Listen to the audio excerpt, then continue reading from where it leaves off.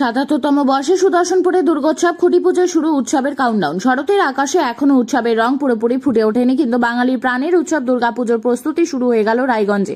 ঢাকের বাদ্যি কিংবা মণ্ডপের আলো ঝলকানি আসতে এখনো কিছুটা সময় বাকি। তার আগেই ঐতিহ্যের হাত ধরে পুজোর সূচনা করল সুদর্শনপুর সার্বজনীন দুর্গোৎসব কমিটি। শুক্রবার বিদ্যাচক্র স্কুল ময়দানে আয়োজিত হলো ৭৭তম বর্ষে দুর্গাপুজোর খুঁটি পুজো। খুঁটি পুজোর সঙ্গে শুধু একটি মণ্ডপ তৈরির কাজের সূচনা হয় না, এর সঙ্গে জড়িয়ে থাকে বছরের পর বছর চলে আসা আবেগ, ঐতিহ্য ও অগণিত মানুষের অপেক্ষা।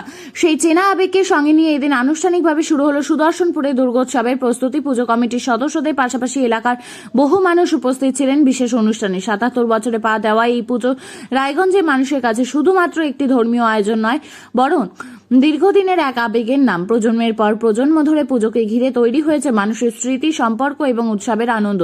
তাই খুঁটি পুজোর দিন থেকেই যেন শহরের পুজোর আবহে নতুন মাত্রা যোগ হলো। পুজো কমিটির সম্পাদক প্রবীণ আগরওয়াল কি জানালেন, শুনুন। দায়িত্বে আছেন? আমার নাম প্রবীণ আগরওয়াল। কি দায়িত্বে আছেন এই আমি সম্পাদক। এই পুজো কততম বছরের এই ৭৭তম বর্ষ। কি কি থাকছে আজকে আপনার এই পূজার বিশেষ আকর্ষণ কি আপনাদের?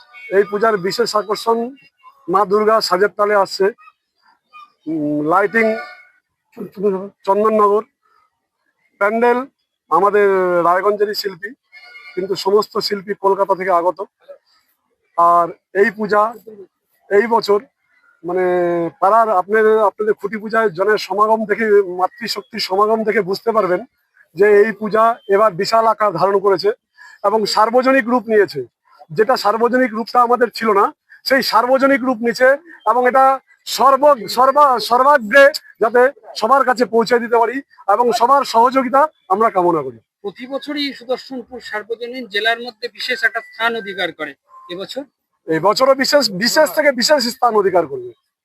আজকে কি কর্মসূচি পালন করবে? আজকে আমাদের গঙ্গা মন্ত্রণের মাধ্যমে আমরা খুঁটি পূজন সম্পন্ন করলাম, প্রসাদ বিতরণ বাকি আছে।